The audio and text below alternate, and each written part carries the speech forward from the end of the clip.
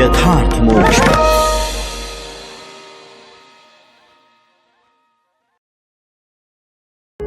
यथार्थ मोक्ष प्रस्तुत कर रहा है अतुल्य संपूर्ण महाभारत। श्री महाभारत रामोपाख्यान पर 280वां अध्याय। राम और सुग्रीव की मित्रता, वाली और सुग्रीव का युद्ध, श्री राम के द्वारा वाली का वध तथा लंका की अशोक वाटिका में राक्षसियों द्वारा डराई हुई सीता को त्रिजटा का आश्वासन। इधर काम के वशीभूत हुए रावण ने भी लंकापुरी में पहुंचकर सीता को अशोक वाटिका के निकट तपस्वी मुनियों के आश्रम की भांति शांतिपूर्ण नंदन वन में रमणीय भवन में ठहराया। पति का निरंतर चिंतन करते करते सीता का शरीर दुर्बल हो गया था। वे तपस्विनी वेश में वहां रहती थीं। उपवास और तपस्या करने का उनका स्वभाव सा बन गया था। विशाल नेत्रों वाली जानकी वहां फल मूल खाकर बड़े दुख से दिन बिताती थी। राक्षस राज रावण ने सीता की रक्षा के लिए कुछ राक्षसियों को नियुक्त कर दिया था, जो भाला, तलवार, त्रिशूल, फरसा, मुगदर और जलती हुई लुआठी लिए वहां पहरा देती थी। उनमें से किसी के 2 आंखें थी, किसी के 3, किसी के ललाट में ही आंखें थी, किसी के बहुत बड़ी जीवा थी तो किसी के जीभ थी ही नहीं, किसी के 3 स्तन थे तो किसी का 1 पैर, कोई अपने सिर पर 3 जटाएं रखती थी तो किसी की 1 ही आंख थी। ये तथा दूसरी बहुत सी राक्षसियां निद्रा और आलस्य छोड़कर दिन रात सीता को घेरे रहती थी। उनकी आंखें आग की तरह प्रज्वलित होती थी और सिर के बाल ऊंटों के समान रूखे तथा भूरे थे। वे पिशाची स्त्रियां देखने में ही बड़ी भयंकर थीं। उनका स्वर अत्यंत दारुण था। उनके मुख से जो स्वर और व्यंजन निकलते थे वे बड़े कठोर होते थे। वे राक्षसियां ऐसी बातें कहकर विशाल नेत्रों वाली सीता को सदा डांटती फटकारती रहती थी। अरे, यह हमारे स्वामी की अवहेलना करके अब तक यहां जीवित कैसे है? हम इसे चीर डालें, इसे तिल तिल काटकर खा जाएं। इस तरह कठोर वचनों द्वारा डराने धमकाने वाली उन राक्षसियों से बार बार डराई जाती हुई सीता पति वियोग के शोक से संतप्त हो लंबी सांसें खींचती हुई बोली, बहिनों, तुम लोग शीघ्र मुझे मारकर खा जाओ। अब इस जीवन के लिए मुझे तनिक भी लोभ नहीं है। मैं काले घुंघराले केश कलाप से सुशोभित अपने स्वामी कमल नयन भगवान श्री राम के बिना जीना ही नहीं चाहती। प्राण वल्लभ रघुनाथ जी के दर्शन से वंचित होने के कारण निराहार ही रहकर ताड़ के पेड़ पर रहने वाली नागिन की तरह मैं अपने शरीर को सुखा डालूंगी, परंतु श्री राम के सिवा दूसरे किसी पुरुष का सेवन कदापि नहीं करूंगी। मेरी इस बात को सत्य समझो और इसके बाद जो कुछ करना हो करो। सीता की यह बात सुनकर कठोर बोली बोलने वाली वे राक्षसियां राक्षस राज रावण को आदर पूर्वक वह सब समाचार निवेदन करने के लिए चली गईं। वहां केवल धर्म को जानने वाली प्रियवादिनी त्रिजटा नाम की राक्षसी रह गई। अन्य सब राक्षसियों के चले जाने पर उसने सीता को सांत्वना देते हुए कहा, सखी सीते, मैं तुमसे एक बात कहूंगी, तुम मुझ पर विश्वास करो। वामोरु, तुम भय छोड़ो और मेरी यह बात सुनो। यहां अविंध्य नाम से प्रसिद्ध एक बुद्धिमान, वृद्ध और श्रेष्ठ राक्षस रहते हैं, जो सदा श्री रामचंद्र जी के हित का चिंतन करते रहते हैं। उन्होंने तुमसे कहने के लिए मेरे द्वारा यह संदेश भेजा है। उनका कहना है कि त्रिजटे, तुम मेरी ओर से सीता को समझा बुझाकर संतुष्ट करके यह कहना कि तुम्हारे स्वामी महाबली श्री राम लक्ष्मण सहित सकुशल हैं। श्रीमान रघुनाथ जी ने इंद्रतुल्य तेजस्वी वानर राज सुग्रीव के साथ मैत्री की है और तुम्हें यहां से छुड़ाने के लिए उद्योग आरंभ कर दिया है। अतः वीरू, अब तुम्हें लोक निंदित रावण से तनिक भी भय नहीं करना चाहिए। नंदिनी, नलकूबर ने रावण को जो शाप दे रखा है उसी से तुम सदा सुरक्षित रहोगी। कुछ समय पहले की बात है, इस पापी रावण ने नलकूबर की पत्नी एवं अपनी पुत्र वधू के तुल्य रंभा का स्पर्श किया था, इसी से उसको शाप प्राप्त हुआ है। यद्यपि यह रावण जितेंद्रिय नहीं है, तो भी किसी अवशा स्वतंत्रता पूर्वक उसे न चाहने वाली नारी के पास नहीं जा सकता है। सुग्रीव द्वारा सुरक्षित तुम्हारे स्वामी बुद्धिमान भगवान श्री राम अपने भाई लक्ष्मण के साथ शीघ्र ही यहां आएंगे और तुम्हें यहां से छुड़ा ले जाएंगे। सखी, मैंने भी रात में बड़े भयंकर स्वप्न देखे हैं, जो इस पुलस्त्य कुल घातक दुर्बुद्धि रावण के विनाश एवं अनिष्ट की सूचना देने वाले हैं। यह दारुण दुष्टात्मा तथा क्षुद्र कर्म करने वाला निशाचर अपने स्वभाव और शील दोष से सब लोगों का भय बढ़ा रहा है। काल से इसकी बुद्धि मारी गई है, अतः यह समस्त देवताओं से ईर्ष्या रखता है। मैंने स्वप्न में जो कुछ देखा है वह सब इसके विनाश की सूचना दे रहा है। सपने में मैंने देखा है कि रावण तेल से नहाए, मूंड मुड़ाए कीचड़ में डूब रहा है। फिर कई बार देखने में आया कि वह गधों से जुते हुए रथ पर खड़ा होकर नृत्य सा कर रहा है। उसके साथ ही ये कुंभकर्ण आदि राक्षस भी मूंड मुड़ाए, लाल चंदन लगाए, लाल फूलों की माला पहने नंगे होकर दक्षिण दिशा की ओर जा रहे हैं। केवल विभीषण ही श्वेत छत्र धारण किए, सफेद पगड़ी पहने एवं श्वेत पुष्पों की माला से अलंकृत हो, श्वेत चंदन लगाए श्वेत पर्वत पर आरूढ़ दिखाई दिए। इनके चारों मंत्री भी श्वेत पुष्प माला और चंदन से चर्चित हो श्वेत पर्वत के शिखर पर बैठे थे। अतः विभीषण के साथ वे भी आने वाले महान भय से मुक्त हो जाएंगे। स्वप्न में मुझे यह भी दिखाई दिया कि भगवान श्री राम के बाणों से समुद्र सहित सारी पृथ्वी आच्छादित हो गई है। अतः यह निश्चित है कि तुम्हारे पतिदेव अपने सुयश से समस्त भूमंडल को परिपूर्ण कर देंगे। इसी तरह मैंने लक्ष्मण को भी देखा है। वे हड्डियों के ढेर पर बैठे हुए मधु मिश्रित खीर खा रहे थे और ऐसा जान पड़ता था मानो वे समस्त दिशाओं को दग्ध कर देना चाहते हैं। सपने में मैंने तुमको भी कई बार देखा। तुम्हारे सारे अंग खून से तर हो रहे थे। तुम रोती हुई उत्तर दिशा की ओर जा रही थी और एक व्याघ्र तुम्हारी रक्षा कर रहा था। विदेह नंदिनी सीते, इस सपने से यही प्रतीत होता है कि तुम शीघ्र ही अपने स्वामी से मिलकर हर्ष का अनुभव करोगी। भाई लक्ष्मण सहित श्री रामचंद्र जी से तुम्हारी अवश्य भेंट होगी। इसमें अब अधिक विलंब नहीं है। त्रिजटा की यह बात सुनकर मृग शावक से नेत्रों वाली सीता को पुनः पतिदेव से मिलने की आशा बंध गई। इतने में ही अत्यंत क्रूर स्वभाव वाली वे भयंकर पिशाचिनियां रावण के दरबार से लौट आईं। आकर उन्होंने देखा सीता त्रिजटा के साथ पूर्ववत अपने स्थान पर बैठी है। इस प्रकार श्री महाभारत वन पर्व के अंतर्गत रामोपाख्यान पर्व में त्रिजटा द्वारा सीता को आश्वासन विषयक 280वां अध्याय पूरा हुआ। 281वां अध्याय रावण और सीता का संवाद।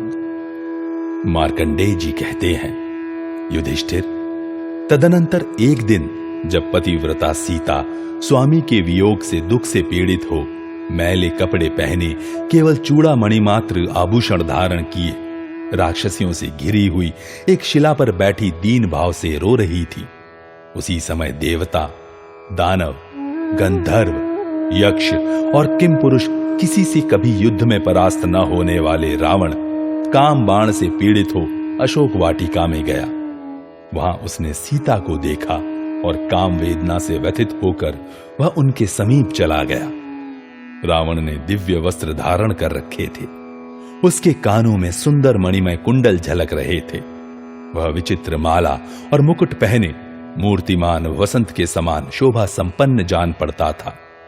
उसने बड़े यत्न से अपने आप को वस्त्राभूषणों द्वारा सजा रखा था, तो भी कल्प वृक्ष के समान आह्लादजनक नहीं जान पड़ता था, अपितु शमशान भूमि के चैत्य वृक्ष की भांति भूषित होने पर भी भयानक प्रतीत होता था। सूक्ष्म कटि प्रदेश वाली सीता के समीप खड़ा हुआ वह राक्षस रोहिणी नक्षत्र के निकट पहुंचे हुए शनैश्चर ग्रह के समान भयंकर दिखाई देता था। कामदेव के बाणों से घायल हुआ रावण मृगी के समान भयभीत हुई उस सुंदरी अबला को संबोधित करके इस प्रकार बोला, सीते, आज तक तुमने जो अपने पति पर इतना अनुग्रह दिखाया यह बहुत हुआ। तनवंगी, अब मुझ पर कृपा करो जिससे तुम्हें श्रृंगार धारण कराया जाए। वरारोहे, मुझे अंगीकार करो और बहुमूल्य वस्त्राभूषणों से भूषित हो मेरी सब स्त्रियों में श्रेष्ठ तथा सुंदरी पटरानी बनो। मेरे महल में देवताओं की कन्याएं, गंधर्वों की युवती स्त्रियां, दानव किशोरियां तथा दैत्यों की रमणियां मेरी भार्याओं के रूप में विद्यमान है। 14 करोड़ पिशाच मेरी आज्ञा के अधीन रहते हैं। इनसे दूने नरभक्षी राक्षस मेरे सेवक हैं जो अत्यंत भयंकर कर्म करने वाले हैं। इनकी अपेक्षा तिगुनी संख्या मेरे आज्ञा पालक यक्षों की है। यक्षों में से कुछ ही मेरे भाई धनाध्यक्ष कुबेर की सेवा में रहते हैं। भद्रे, वामुरु, जब मैं मधुपान की गोष्ठी में बैठता हूं उस समय मेरे भाई की ही भांति मेरी सेवा में भी गंधर्वों सहित अप्सराएं उपस्थित होती हैं। मैं भी कुबेर के ही समान साक्षात ब्रह्म ऋषि विशर्वा मुनि का पुत्र हूं। 5वें लोकपाल के रूप में मेरा सुयश सर्वत्र फैला हुआ है। भामिनी, देवराज इंद्र की भांति मुझे भी दिव्य भक्ष्य भोज्य पदार्थ तथा नाना प्रकार की पेय रस उपलब्ध होते हैं। सुश्रोणी, वनवास का कष्ट प्रदान करने वाले तुम्हारे पूर्वकृत दुष्कर्म की समाप्ति हो जानी चाहिए। इसके लिए तुम मंदोदरी की भांति मेरी भार्या हो जाओ। रावण के ऐसा कहने पर परम सुंदर जांघों से सुशोभित, पति को ही देवता मानने वाली विदेह राजकुमारी सुमुखी सीता अपना मुंह फेर कर बीच में तिनके की ओट करके राक्षसों के लिए अमंगल सूचक आंसुओं द्वारा अपने पीन एवं उन्नत स्तनों को निरंतर भिगोती हुई उस नीच निशाचर से इस प्रकार बोली, राक्षस राज, तुम्हारे मुख से ऐसी दुखदायिनी बातें अनेक बार निकली हैं और मुझ अभागिनी को वे सारी बातें बार बार सुननी पड़ी हैं। भद्रसुख, तुम्हारा भला हो, तुम अपना मन मेरी ओर से हटा लो। मैं पराई स्त्री हूं, पतिव्रता हूं। तुम कभी किसी तरह मुझे नहीं पा सकते। एक दीन मानव कन्या होने के कारण मैं तुम जैसे निशाचर की भार्या होने योग्य नहीं हूं। मुझ विवश अबला को बलपूर्वक अपमानित करके तुम्हें क्या सुख मिलेगा? तुम्हारे पिता ब्राह्मण हैं। ब्रह्मा से उत्पन्न होने के कारण वे ब्रह्मा के ही समान हैं। तुम भी लोकपालों के समान हो, फिर धर्म का पालन क्यों नहीं करते? महेश्वर के सखा गजराज धनाध्यक्ष प्रभु कुबेर को अपना भाई बता रहे हो, तो भी यहां ऐसा बर्ताव करते हुए तुम्हें लज्जा क्यों नहीं आती? ऐसा कहकर तनवंगी सीता अपनी गर्दन और मुख को कपड़े से ढककर फूट फूट कर रोने लगी। उस समय छाती धड़कने के कारण उनके स्तन कांप रहे थे। अच्छी तरह रोती हुई भामिनी सीता के मस्तक पर बंधी हुई स्निग्ध, असित एवं विशाल वेणी काली नागिन के समान दिखाई देती थी।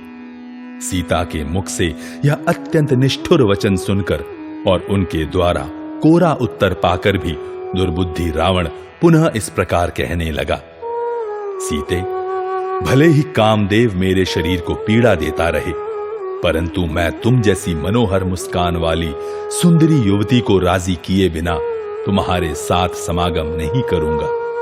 तुम आज भी उस मनुष्य राम के प्रति ही, जो हम लोगों का आहार है, अनुराग दिखाती जा रही हो। ऐसी दशा में मैं क्या कर सकता हूं? अनिंद्य अंगों वाली सीता से ऐसा कहकर राक्षस राज रावण वहीं अंतर्धान हो अभीष्ट दिशा की ओर चल दिया। इधर शोक से दुबली हुई सीता राक्षसियों से घिरकर त्रिजटा से सुसेवित हो अशोक वाटिका में ही रहने लगी। इस प्रकार श्री महाभारत वन पर्व के अंतर्गत रामोपाख्यान पर्व में सीता रावण संवाद विषयक 281वां अध्याय पूरा हुआ। 282वां अध्याय श्री राम का सुग्रीव पर कोप। सुग्रीव का सीता की खोज में वानरों को भेजना तथा श्री हनुमान जी का लौटकर अपनी लंका यात्रा का वृत्तांत निवेदन करना। मार्कंडेय जी कहते हैं, युधिष्ठिर, इधर श्री राम और लक्ष्मण सुग्रीव से सुरक्षित हो माल्यवान पर्वत के पृष्ठभाग पर रहने लगे। कुछ काल के अनंतर जब वर्षा ऋतु बीत गई तब उन्हें आकाश निर्मल दिखाई दिया।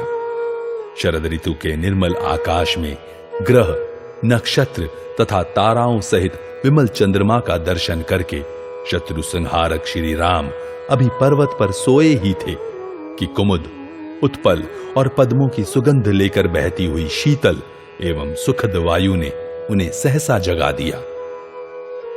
धर्मात्मा श्री राम को प्रातः काल राक्षस के भवन में कैद हुई अपनी पत्नी सीता का स्मरण हो आया और वे खिन्न चित्त होकर वीरवर लक्ष्मण से इस प्रकार बोले, लक्ष्मण, जाओ और पता लगाओ कि किशिकंधा में वानर राज सुग्रीव क्या कर रहा है। जान पड़ता है स्वार्थ साधन की कला में पंडित कृतघ्न सुग्रीव विषय भोगों में आसक्त हो अपने कर्तव्य को भूल गया है। उस वानर कुल कलंक मूर्ख को मैंने ही राज्य पर अभिषिक्त किया है। इसके कारण संपूर्ण वानर, लंगूर तथा रीछ उसकी सेवा करते हैं। रघुकुल तिलक महाबाहु लक्ष्मण, इसी सुग्रीव के लिए उन दिनों मैंने तुम्हारे साथ किष्किंधा के उद्यान में जाकर वाली का वध किया था। सुमित्रानंदन, मैं तो उस नीच वानर को इस भूतल पर कृतघ्न मानता हूं, क्योंकि वह मूर्ख इस अवस्था में पहुंचकर मुझे भूल गया है। मैं तो समझता हूं वह अपनी की हुई प्रतिज्ञा का पालन करना नहीं जानता और अपनी मंद बुद्धि के कारण मुझ उपकारी की भी वह निश्चय ही अवहेलना कर रहा है। यदि वह विषय सुख में ही आसक्त हो, सीता की खोज के लिए कुछ उद्योग न कर रहा हो, तो उसे भी तुम वाली के मार्ग से उसी लोक को पहुंचा देना जहां एक न एक दिन सभी प्राणियों को जाना पड़ता है। लक्ष्मण, यदि वानर राज हमारे कार्य के लिए कुछ चेष्टा कर रहा हो तो उसे साथ लेकर तुरंत लौट आना, देर न लगाना। भाई के ऐसा कहने पर गुरुजनों की आज्ञा के पालन तथा हिताचरण में तत्पर रहने वाले लक्ष्मण बाण और प्रत्यंचा सहित सुंदर धनुष हाथ में लेकर वहां से चल दिए। किष्किंधा के द्वार पर पहुंचकर वे बेरोक टोक भीतर घुस गए। लक्ष्मण क्रोध में भरे हुए आ रहे हैं, यह जानकर राजा सुग्रीव उनकी अगवानी के लिए आगे बढ़ आया। पत्नी सहित वानर राज सुग्रीव विनीत भाव से लक्ष्मण जी की पूजा करके उन्हें साथ लेवा ले गए। किसी से भी भय न मानने वाले सुमित्रानंदन लक्ष्मण ने उस पूजा से प्रसन्न हो उनसे श्री रामचंद्र जी की कही हुई सारी बातें कह सुनाई। राजेंद्र, वह सब कुछ पूरा पूरा सुनकर नम्रता पूर्वक हाथ जोड़े हुए भार्या तथा सेवकों सहित वानर राज सुग्रीव ने नरश्रेष्ठ लक्ष्मण से सहर्ष निवेदन किया, लक्ष्मण, मैं न तो दुर्बुद्धि हूं, न अकृतज्ञ और न निर्दय ही हूं। मैंने सीता की खोज के लिए जो प्रयत्न किया है उसे सुनिए। मैंने सब दिशाओं में सभी विनयशील वानरों को भेज दिया है और उन सब के लिए 1 महीने के अंदर ही लौट आने का समय निश्चित कर दिया है। वीर, वे सब लोग वन, पर्वत, पुर, ग्राम, नगर तथा आकरों सहित समुद्र वसना इस सारी पृथ्वी पर सीता की खोज करेंगे। वह 1 मास जिसके समाप्त होने तक वानरों को लौट आना है 5 रात में पूरा हो जाएगा। तत्पश्चात आप रामचंद्र जी के साथ सीता का अत्यंत प्रिय समाचार सुनेंगे। बुद्धिमान वानर राज सुग्रीव के ऐसा कहने पर उदार हृदय वाले लक्ष्मण ने रोष त्याग कर उनकी भूरी भूरी प्रशंसा की। तत्पश्चात वे सुग्रीव को साथ लेकर माल्यवान पर्वत के पृष्ठभाग में रहने वाले श्री रामचंद्र जी के पास गए। वहां उन्होंने बताया कि सीता का अनुसंधान कार्य आरंभ हो गया है। इसके बाद मास पूर्ण होने पर 3 दिशाओं की खोज करके सहस्त्रों वानर प्रमुख वहां आए। केवल वे ही नहीं आए जो दक्षिण दिशा में पता लगाने गए थे। आए हुए वानरों ने श्री रामचंद्र जी से बताया कि समुद्र से घिरी हुई सारी पृथ्वी हमने देख डाली, परंतु कहीं भी सीता अथवा रावण का दर्शन नहीं हुआ। जो प्रमुख वानर दक्षिण दिशा की ओर गए थे, उन्हीं से सीता का वास्तविक समाचार मिलने की आशा बंधी हुई थी। इसीलिए व्यथित होने पर भी श्री रामचंद्र जी अपने प्राणों को धारण किए रहे। 2 मास व्यतीत हो जाने पर कुछ वानर बड़ी उतावली के साथ सुग्रीव के पास आए और इस प्रकार कहने लगे। वानर राज, वाली ने तथा अपने भी जिस समृद्धिशाली महान मधुवन की रक्षा की थी, उसे पवन नंदन हनुमान जी अपने उपभोग में ला रहे हैं। राजन, उनके साथ वाली पुत्र अंगद तथा अन्य सभी श्रेष्ठ वानर इस काम में भाग ले रहे हैं, जिन्हें आपने दक्षिण दिशा में सीता जी की खोज के लिए भेजा था।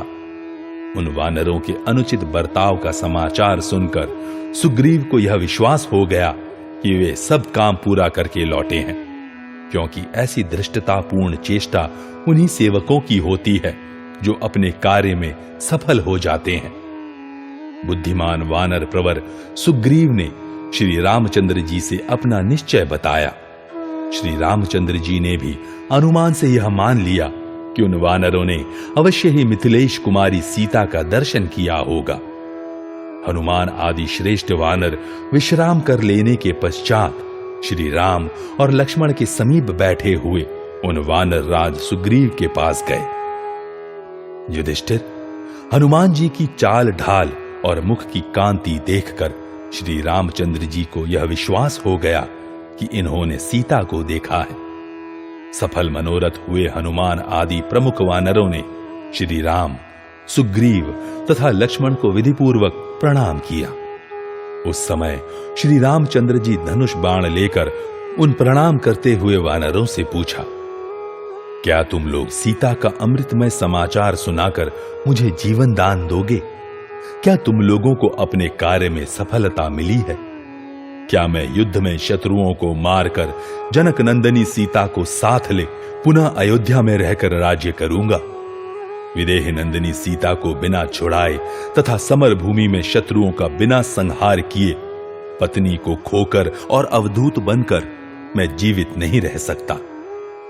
श्री रामचंद्र जी के ऐसा कहने पर वायुपुत्र हनुमान जी ने उन्हें इस प्रकार उत्तर दिया। श्री राम, मैं आपको प्रिय समाचार सुना रहा हूं। मैंने जनक नंदिनी सीता का दर्शन किया है। पर्वत, वन तथा आकरों सहित संपूर्ण दक्षिण दिशा में श्री सीता जी का अनुसंधान करके जब हम लोग थक गए और यहां लौटने का समय व्यतीत हो गया, तब हमें एक बहुत बड़ी गुफा दिखाई दी। वह कई योजन लंबी थी। उसमें अंधकार भरा हुआ था। उसके भीतर घने जंगल थे। उस गहन गुफा में बहुत से कीड़े रहा करते थे। उसमें प्रवेश करके हमने बहुत दूर तक का रास्ता पार कर लिया। तत्पश्चात सूर्य के प्रकाश का दर्शन हुआ। उसी गुफा के अंदर एक दिव्य भवन शोभा पा रहा था। रघुनंदन, वह सुंदर भवन दैत्यराज मय का निवास स्थान बताया जाता है। उसमें प्रभावती नाम की एक तपस्विनी तप कर रही थी। उसने हमें अनेक प्रकार के भोज्य पदार्थ तथा भांति भांति के पीने योग्य रस दिए। उन्हें खाकर हमें नूतन बल प्राप्त हुआ। फिर उसी के बताए हुए मार्ग से जब हम गुफा से बाहर निकले, तब हमें लवण समुद्र के निकटवर्ती सहय, मलय और दरदुर नामक महान पर्वत दिखाई दिए। फिर हम लोग मलयाचल पर चढ़कर समुद्र की ओर देखने लगे। उसकी विशालता देखकर हमारा हृदय विषाद से भर गया। हम खिन्न और व्यथित हो गए। हमें जीवन की कोई आशा न रही। उस महासागर का विस्तार कई 100 योजनों में था। उसमें तिमी, मगर और बड़े बड़े मत्स्य निवास करते थे। उसके इस स्वरूप का स्मरण करके हम सब लोग बहुत दुखी हो गए। अंत में अनशन करके प्राण त्याग देने का संकल्प लेकर हम सब लोग वहां बैठ गए। फिर आपस में बातचीत होने लगी और बीच में जटायु का प्रसंग छिड़ गया। इतने में ही हमने दूसरे गरुड़ की भांति एक भयंकर पक्षी को देखा जो पर्वत शिखर के समान जान पड़ता था। उसका स्वरूप बड़ा डरावना था।